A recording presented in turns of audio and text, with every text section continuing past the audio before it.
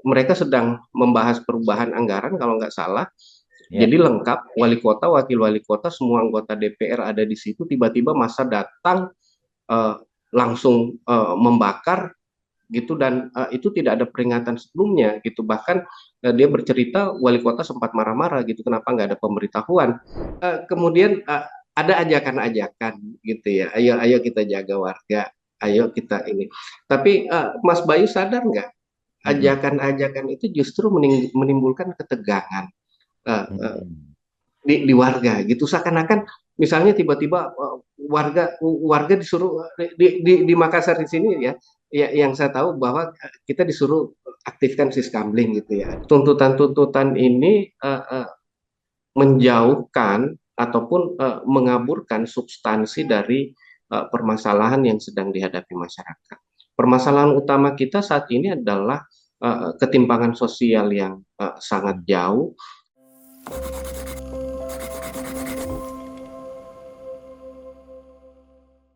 Ya, terima kasih Anda masih bersama kami lagi di podcast Siber Singkat Berita bersama saya Bayu Sutiono, dan kali ini saya masih akan mendengarkan point of view atau bagaimana situasi yang ada di negara kita berkaitan dengan tuntutan rakyat kepada pemerintah pusat dan di daerah. Saya menyebutnya begitu, sehingga saya ingin mendengar juga suara dari daerah. Dan saya akan berkunjung dengan teman baru saya. Ini ada Pak Andi Ali Armunanto, pengamat politik dari Universitas Hasanuddin di Makassar, Sulawesi Selatan. Pak Ali, salam kenal. Terima kasih sudah bergabung untuk podcast Singkat Berita, Pak Ali. Assalamualaikum. Salam kenal juga Mas Bayu. Terima kasih udah diajak di Ya, podcastnya. ya. Pak Ali, saya mau langsung aja. Eh, Kalau Pak Ali pasti sambil terus bergerak bertemu dengan mahasiswa, juga mengamati situasi nasional kita pada saat ini.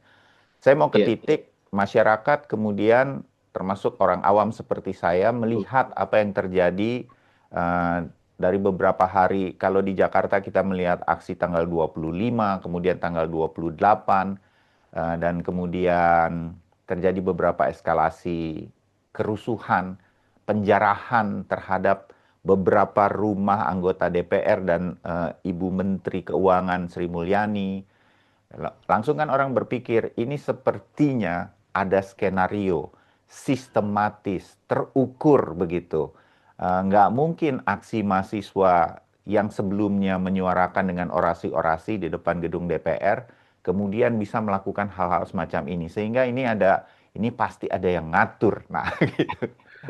Pak Ali, di daerah Anda secara pribadi dan juga teman-teman di sana melihatnya hal yang sama juga nggak? Bahwa ini seperti ada yang mendalangi, Pak Ali. Ah, saya menganggap eh, ini bukan sesuatu yang didalangi, ya, Hmm, tapi lebih ke sesuatu yang ditunggangi, gitu ya. oke. Jadi something on process gitu, terus tiba-tiba ada orang yang melihat, wah bagus nih. Ah, Hmm, dan itu yang saya lihat terjadi, karena kan kalau kita perhatikan demo ini bukan sesuatu yang muncul tiba-tiba gitu ya. Dari awal tahun kan sudah ada gerakan, misalnya Indonesia Gelap betul.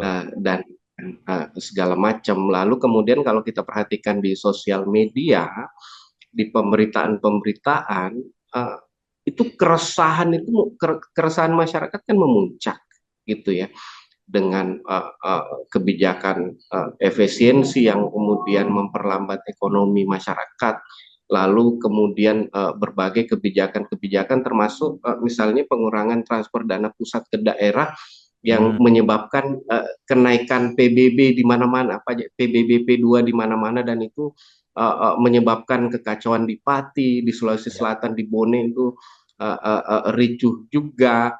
Lalu kemudian beras yang menjadi langka, padahal habis beberapa bulan lalu diumumkan kita ini sudah swasembada dan segala macam.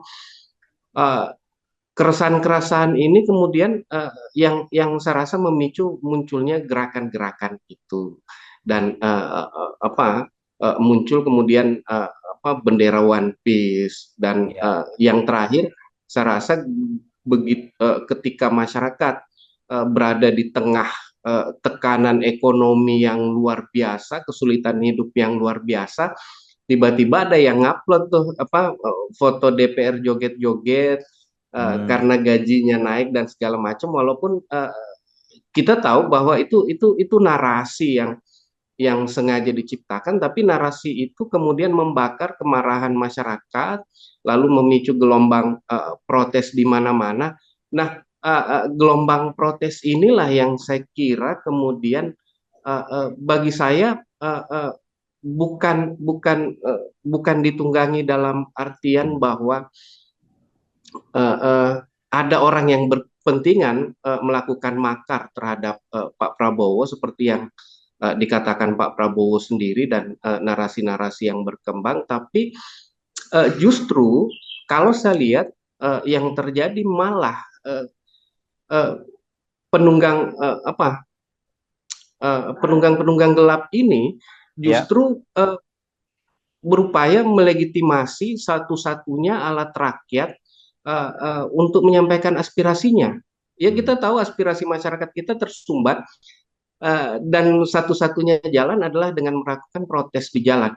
Dan Oke. ketika kerusuhan terjadi di mana-mana, justru kerusuhan ini yang mendelegitimasi gerakan-gerakan sosial yang awalnya murni dari suara rakyat, Hmm. kemudian berakhir dengan tuduhan makar, berakhir dengan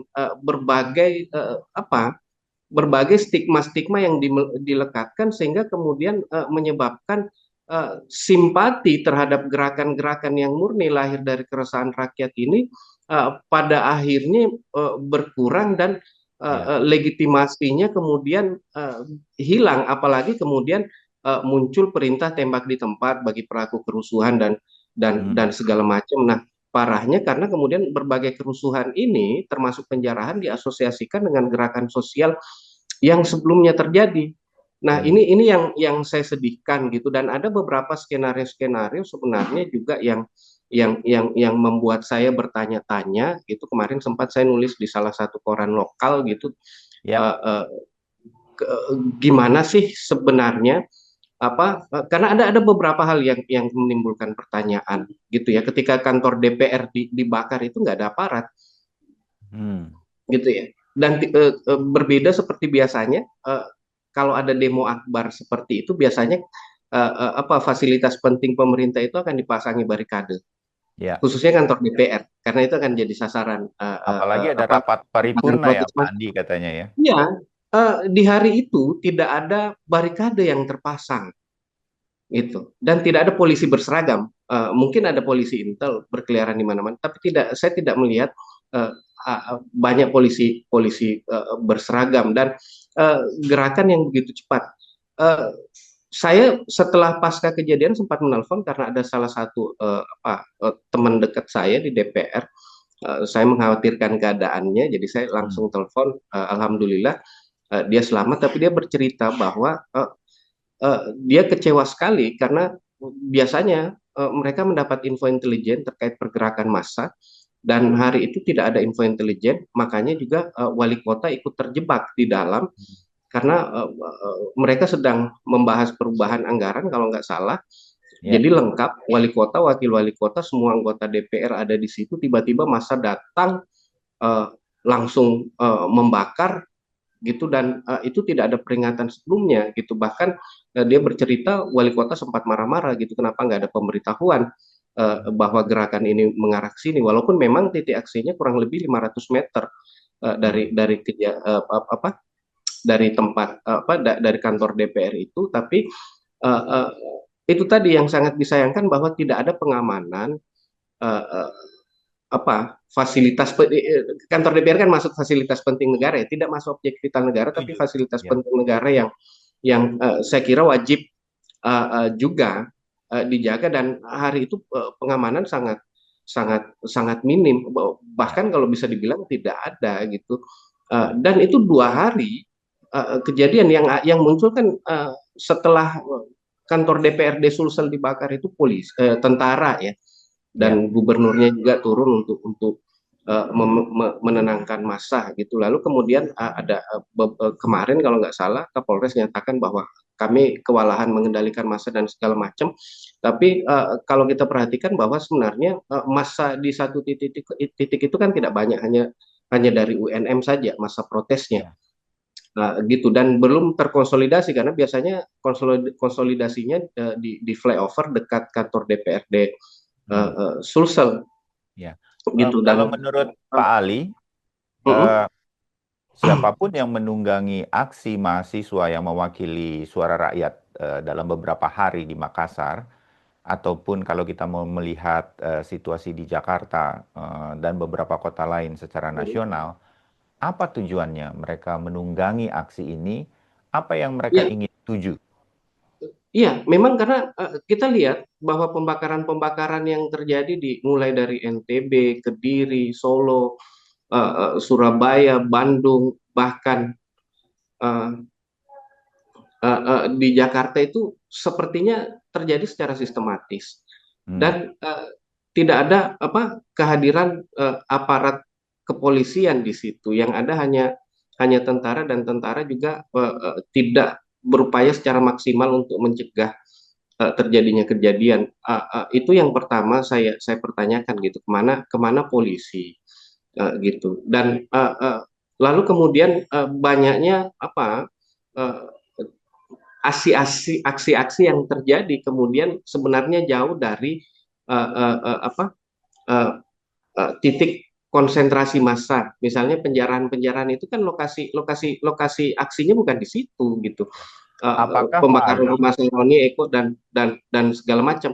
Nah, ya, tapi kemudian semua narasi yang berkembang menggiring kita pada satu kesimpulan yang sama, bahwa aksi massa Agustus ataupun protes Agustus hmm, ini memicu kerusuhan besar, dan itu kemudian meyakinkan publik bahwa uh, uh, aksi ini nggak benar.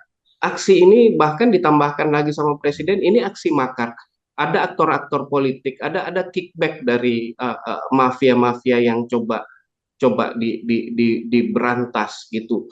Artinya ini kemudian merusak citra pergerakan itu sendiri, hmm, mendelegitimasi pergerakan itu sendiri, dan pada titik yang bisa dianggap paling parah, bahwa kemudian ketika gerakan itu dikambing hitamkan sebagai tindakan makar dan segala macam, itu kemudian mengambil hak rakyat untuk melakukan protes. ya, Padahal itu satu-satunya saluran yang bisa digunakan masyarakat sekarang gitu. ya, Kita tahu penyaluran aspirasi di DPR tersumbat gitu. ya. Kita harus Pak Ali, mau teriak di mana, di media sosial dan segala macam, nggak bisa. ya, Pak Ali, saya potong sedikit Ya. berkaitan Ah, dengan polisi yang seperti tidak ada eh, di berbagai kota berkaitan dengan aksi yang sebetulnya eskalasinya agak meningkat. Apa ini karena situasi di Jakarta ada rantis yang menabrak pengemudi ojol hingga tewas, sehingga kemudian polisi agak ragu untuk melakukan tindakan-tindakan yang semestinya bisa mereka lakukan untuk melakukan pengamanan di berbagai daerah, termasuk di kantor DPRD di Makassar. iya, iya, itu sebenarnya itu alibi yang bisa diterima gitu ya. Hmm, Saya sebenarnya sempat ngomong-ngomong dengan beberapa petugas kemarin, mereka bilang bahwa aksi-aksi ini dianggap sudah membahayakan personil, sehingga kemudian harus personil kepolisiannya harus ditarik dan segala macam, karena pasca tanggal 28 itu sasarannya bergeser dari DPR ke polisi gitu. hmm, Takutnya ada ancaman personil. Tapi saya rasa juga sebagai tugas pokok dari kepolisian untuk menjaga keamanan dan ketertiban, seperti apapun masalahnya mereka harus hadir uh, hmm, uh, setuju. untuk melakukan pengamanan itu. Toh juga pihak kepolisian kan sudah melakukan konferensi pers, menetapkan tersangka dan segala macam gitu. Dan tidak berarti kemudian polisi akan menjadi sasaran kemarahan publik gitu. Memang ada aksi-aksi yang mencoba ada uh, saya rasa narasi-narasi yang mencoba memprovokasi untuk menyerang polisi dan segala macam karena muncul tagar 12 13-12 itu ACAB Oke. itu all cops Hmm. are bastard.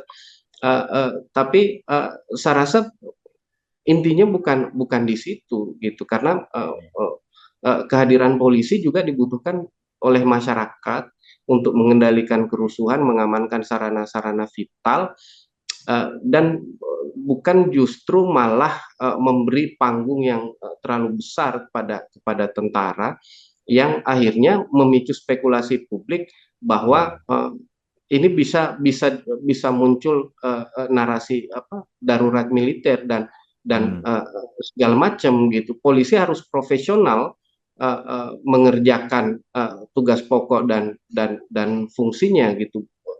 Ketidakhadirannya selama 2 hari itu membuat kekacauan meluas kemana-mana gitu. Bahkan misalnya uh, uh, tadinya yang dibakar cuma di Makassar gitu, tapi karena Ya. itu kemudian menjadi sangat viral, menjadi sangat besar narasinya di media, di tempat lain juga mulai ikut-ikutan. Uh, Masa Makassar bakar DPR-nya kita enggak gitu ya. Ya. Kira-kira seperti itu dan itu akhirnya terjadi di mana-mana. Uh, uh, Oke. dan semestinya itu bisa dicegah gitu ya. Oke. Pak Dengan Ali. kehadiran barikade saja itu Ya. bisa sebenarnya mencegah. Ya, gimana Mas Baik? Pak Ali, saya garis bawahi dulu. Mudah-mudahan nanti saya bisa kembali lagi mengenai profesionalitas dari Polri ke Ya, depan terutama. Karena aksi unjuk rasa semacam ini dalam negara demokrasi seperti kita itu akan terjadi terus. Tanggal 1 Mei Hari Buruh iya. dan lain-lain ini akan terjadi lagi dan lagi. Saya garis bawahi dulu karena saya tertarik dengan apa yang Pak Ali tadi katakan. Situasi kemarin sempat juga kemudian ada yang menunggangi sampai narasinya agak sedikit berubah dari apa yang diharapkan mahasiswa sebagai wakil suara dari rakyat begitu. Eh, Sampai akhirnya ada arah ini mau makar dan lain-lain. Kita itu di media sosial udah bilang jangan-jangan ini mau menurunkan Pak Prabowo RI 1 nanti diganti RI 2 dan lain-lain. Sampai arah-arah yang sudah ke sana begitu. Nah, tetapi itu kemudian bisa dikembalikan. Itu menurut saya ya Pak Ali. Bagaimana kemudian banyak sekali anak muda, bahkan yang tidak tinggal di Indonesia melalui media sosial, semua kemudian ada dalam 1-2 hari itu jaga Indonesia, jaga warga, eh, jaga suara rakyat dan lain-lain. Sehingga kemudian eh, aksi ini kembali kepada on the right track, kepada jalurnya lagi. Anda setuju dengan pendapat saya, Pak Ali? Uh, uh, Partially gitu ya. Oh, oke, silakan. Gini apa memang kemudian ada ajakan-ajakan gitu ya. Ayo ayo kita jaga warga, ayo kita ini. Tapi Mas Bayu sadar nggak Mm-mm. ajakan-ajakan itu justru menimbulkan ketegangan eh, eh, Mm-mm. di warga gitu. Seakan-akan misalnya tiba-tiba warga disuruh di Makassar di sini ya, ya yang saya tahu bahwa kita disuruh aktifkan siskamling gitu ya. Ada seruan-seruan untuk mengaktifkan siskamling. Bapak-bapaknya suruh jaga, terus yang viral itu bapak-bapak di Sumarekon apa di PIK itu yang Betul, di Bekasi. mereka ini. Itu kan secara psikologis meningkatkan ketegangan ketegangan warga gitu.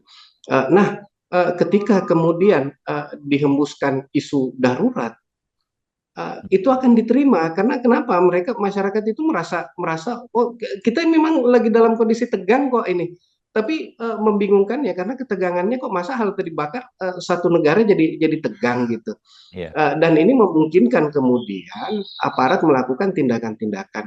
Dan kita perlu paham juga bahwa di sosial media itu narasi tidak independen. Kita tahu Iya. bahwa di sosial media juga ada yang namanya influencer operation. Hmm. Saya juga mencurigai bahwa tuntutan 17+8 ini juga adalah bagian dari influencer operation karena ada bagian-bagian yang uh, uh, membuat tuntutan-tuntutan itu menjadi abstrak yang tadinya sebenarnya tuntutan-tuntutannya jelas tapi di poin +8-nya itu menjadi sangat abstrak Tahan dulu gitu ya, dan Pak Ali. tahan dulu sebelum ke 17+8.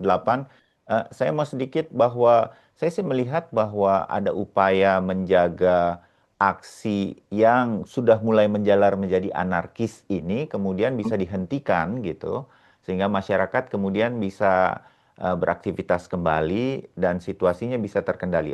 Artinya masyarakat kemudian banyak bersyukur, wah nggak jadi darurat militer. Di Hmm. titik itu kan ada upaya menjaga itu yang berhasil, Pak Ali. Iya, benar. Tapi di sisi Artinya lain, gini, upaya untuk aksi ditunggangi menjadi anarkis gagal itu karena masyarakat Indonesia menjaganya begitu. Mahasiswa juga menjaganya. Menurut Anda, Pak iya. Ali? Tapi di sisi lain kemudian ada hal yang kemudian tidak bisa kita nafikan bahwa berbagai narasi yang muncul dan berbagai kejadian yang muncul itu justru menimbulkan ketidakpercayaan publik pada gerakan sosial itu sendiri. Ini yang Oke. jadi masalah sekarang dan itu tadi bahwa kalau kita mau berdemokrasi maka gerakan sosialnya harus sehat. Hmm. Gerakan sosialnya tidak boleh dibatasi, orang-orang menyampaikan aspirasi tidak boleh dibatasi.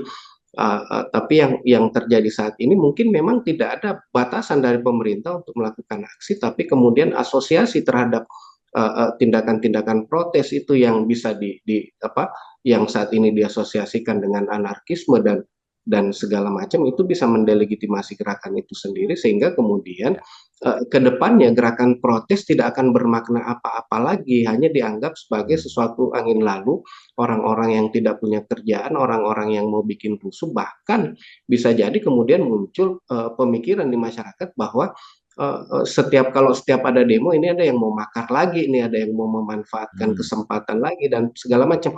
Itu yang sangat saya sayangkan karena protes itu adalah instrumen politik warga yang harus kita jaga gitu. Makanya memang di beberapa kesempatan melalui teman-teman juga saya kemarin beberapa hari yang lalu menghimbau bahwa gerakannya retreat dulu lah, Hmm. konsolidasi dulu supaya uh, uh, Oke. uh, bisa bisa lebih lebih jernih narasinya, lalu kemudian gerakannya bisa lebih solid, tidak tidak gampang disusupi oleh agen-agen provokator, dan juga untuk tetap menjaga marwah gerakan sosial ini sebagaimana mestinya sebagai instrumen demokrasi yang harus dijaga oleh warga. Gitu. Oke, ya, Pak Ali, mumpung Anda berada di sini berkaitan dengan kita harus menjaga. Saya setuju bahwa ini harus dijaga dan kemudian ada kekhawatiran bagaimana aksi-aksi ini kemudian jadi mudah ditunggangi atau menjadi persepsi lain dari publik yang tadinya punya suara ini kemudian jadi apatis lagi nanti begitu. Tapi ini kan yang sekarang sedang dipakai. Saya balik ke profesionalitas Polri yang sekarang ini dalam beberapa hari ini sedang menangkapi yang dianggap memprovokasi aksi kemarin menjadi anarkis dan lain-lain. Tapi ini kan lagu lama yang selalu dipakai oleh Kepolisian Republik Indonesia. Dan ketika nanti mereka ada aksi lagi, yang saya bilang, aksi di negara demokrasi itu bisa setiap hari bahkan. Nah, benar. Polisi jadi polisi jadi kebingungan lagi menerapkan SOP terbaik mereka, yang mungkin mereka sebetulnya sudah sangat terlatih, tetapi harus selalu dengan represi, sehingga terjadilah blunder menurut saya rantis menabrak pengemudi ojol. Nah, hal semacam ini masih bisa kita harapkan dari pihak kepolisian pada saat ini eh, menjadi salah satu tuntutan juga agar Polri bisa lebih profesional menghadapi aksi unjuk rasa yang memang bagian dari negara demokrasi itu akan terus terjadi. Pak Ali, Ya, menurut Anda? saya rasa itu yang pertama yang harus dilakukan adalah bagaimana ketika berhadapan dengan massa, gitu ya. Hmm, Nah, yang selalu terjadi sekarang ketika ada konsentrasi massa protes, polisinya datang itu dengan uh, pakaian anti huru hara gitu ya, ya. perlengkapan anti huru hara. Mereka tidak jarang saya melihat polisi datang dengan pakaian biasa, dengan gaya-gaya simpatik, bernegosiasi, berkomunikasi dengan massa. Saya pikir pendekatan itu lebih humanis daripada memperlakukan pendemo sebagai perusuh. Belum apa-apa sudah pasang barikade kawat berduri, belum apa-apa sudah menurunkan pasukan anti huru-hara dan segala macam, saya lebih lebih uh, uh, mengimbau ya pakailah pendekatan-pendekatan humanis. Para mahasiswa ini intelek kok, gitu ya. Setuju. Mereka bisa diajak diajak berdialog, Hmm. gitu. Mereka cuma menyuarakan keresahannya. Jangan dianggap bahwa orang yang sedang berusaha menyuarakan keresahannya itu sebagai orang yang punya potensi melakukan tindakan rusuh, anarkis, atau bahkan kriminal. Nah, itu yang harus dirubah gitu oleh Polri dalam dalam melihat masa perspektifnya. Saya rasa yang harus digeser, Ya, lalu kemudian dengan begitu bisa menerapkan pendekatan-pendekatan yang lebih lebih lebih humanis gitu, karena kan ya hukumnya ya ada di mana ada reaksi, ada pasti ada di mana ada aksi pasti pasti ada reaksi gitu ya. setuju. Ya, Apa yang kita tunjukkan ke orang, begitu pula cara orang merespon. Nah, ketika polisi hadir dengan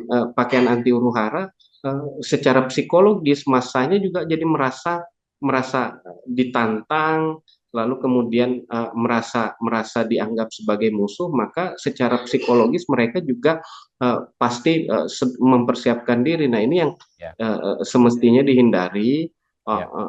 Dipakai pendekatan-pendekatan yang lebih simpatik. Banyak kok, misalnya saya tidak tahu di Polres mana kemarin ya, pas demo itu ke Polresnya turun, bukakan pintu, ayo ayo masuk kita Ya, diskusi, dan masanya jadi tenang gitu. ya. Saya lupa, tapi itu sempat ramai di sosial media 2 hari yang lalu kalau nggak salah. Karena Nah, semua kenapa nggak pertanyaan pakai dihadapi dengan pendekatan-pendekatan senyuman seperti oleh itu? Pak Kapolresnya, ya kan, Pak?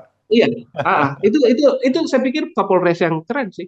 Ya, oke. Dan mudah-mudahan bagian obrolan kita yang ini nih banyak nanti eh, kita hashtagkan khusus untuk Kepolisian Republik Indonesia. Pak Ali juga bisa menyampaikan Iya. bagian ini kepada Polda Sulawesi Selatan di Makassar. Karena itu yang kita harapkan dari kepolisian ketika menghadapi aksi dari mahasiswa, terutama yang biasanya bisa diajak intelektual. Tentu mereka akan teriak-teriak keras dan lain-lain, tapi Dan Mas bagaimana Mas cara Bayu juga, menghadapinya, ya kan? Mas Hmm. Bayu, kita lihat bahwa keberadaan pemimpin-pemimpin Ya, uh, daerah itu juga sebenarnya bisa meredakan. Kita lihat ketika Gubernur Sulsel turun, betul. rakyatnya jadi tenang.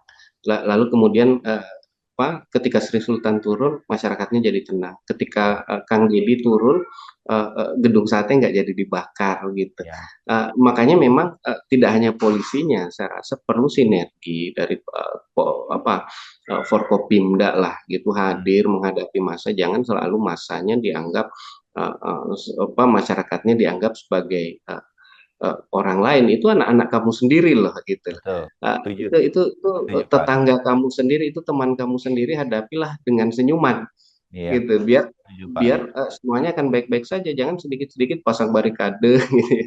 Nah, Iya. ini Oke. itu kan yang menjauhkan, saya rasa.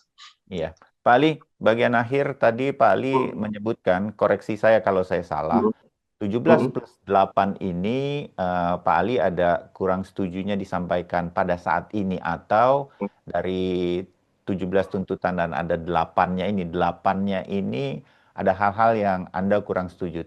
Persisnya seperti apa dan bagaimana agar 17 plus 8 ini lebih efektif menurut Pak Ali sehingga ada perbaikan. Saya secara pribadi kan berharap dari iya, aksi iya. yang sudah menelan korban jiwa ini harus ada perbaikan yang menyeluruh, terutama di DPR pusat dan DPR daerah dan para pemimpin daerahnya. Pak Ali. Iya, jadi memang kenapa saya nggak percaya 17 plus 8 itu kayak yang membawa influencer gitu ya. Hmm, Dan saya paham sekali bahwa di dunia yang didominasi oleh informasi saat ini, influencer operation menjadi sebuah gerakan yang sangat efektif untuk mempengaruhi. Memang gerakan ini bisa dianggap berpihak kepentingan rakyat, tuntutan untuk profesionalisme Polri, mengadili pelaku penabrak Afnan, gitu ya, dan seterusnya. Tapi kemudian ketika kita pelajari baik-baik sebenarnya tuntutan-tuntutan ini menjauhkan ataupun mengaburkan substansi dari permasalahan yang sedang dihadapi masyarakat. Permasalahan utama kita saat ini adalah ketimpangan sosial yang sangat jauh, kelas menengah yang tidak berdaya, ekonomi yang melambat. Makanya kemarin sering diisukan ada apa Ya, Rojali Rojali dan dan Rohana. Rohana. Itu kan menandakan kelas kelas menengahnya sedang tidak baik-baik saja.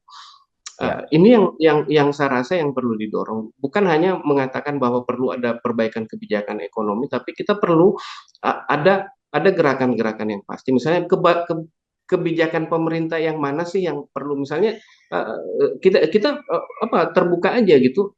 Salah satu pemicu pemicu masalah ini adalah efisiensi dan makanan bergizi gratis gitu.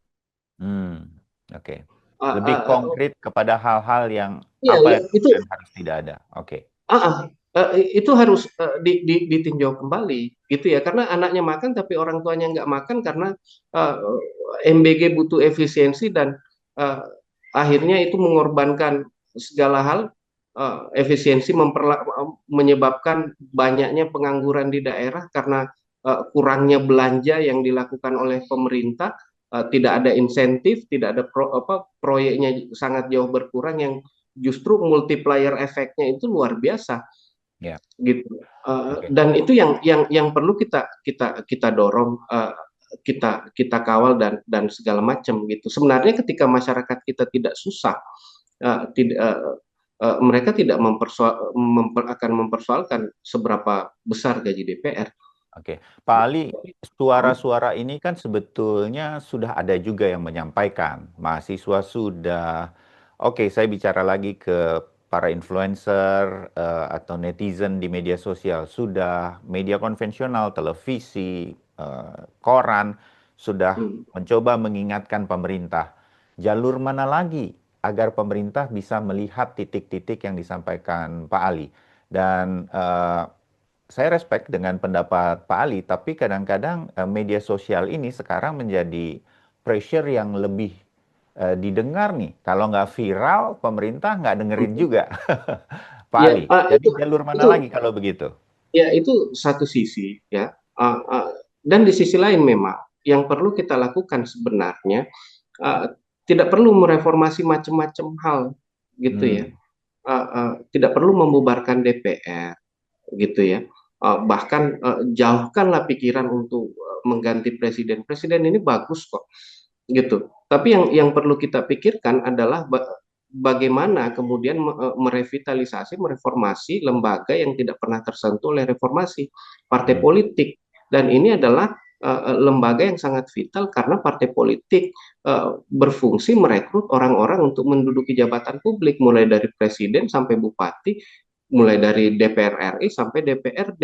Nah, ini yang ya, tidak pernah kita perhatikan, tidak pernah kita awasi dengan baik-baik bagaimana proses rekrutmen, bagaimana proses kaderisasi, sehingga kemudian kita tidak pernah tahu kualitas kader yang ditawarkan untuk menjadi pemimpin-pemimpin kita, untuk menjadi representatif kita. hmm, Nah, ini yang saya rasa yang penting harus didorong, ditekankan bahwa harus ada revitalisasi partai politik. ya, Dan selanjutnya ketika apa orang-orang yang pejabat publiknya itu sudah benar, saya rasa tidak akan ada lagi kebijakan yang ngaco seperti hmm, seperti sekarang gitu. Sebenarnya sumber sumber utamanya di situ gitu ya. ya, Kalau kita mampu melakukan itu, saya rasa ke depannya akan jauh lebih bagus. Tapi tentu ini butuh komitmen hmm, dari semua pihak, utamanya partai politik untuk bersih-bersih dan melakukan proses institusionalisasi yang baik, uh, ya, uh, sehingga bisa menghasilkan kader-kader yang berkualitas juga. Gitu. oke. Saya simpan nih di bagian akhir reformasi, revitalisasi partai politik.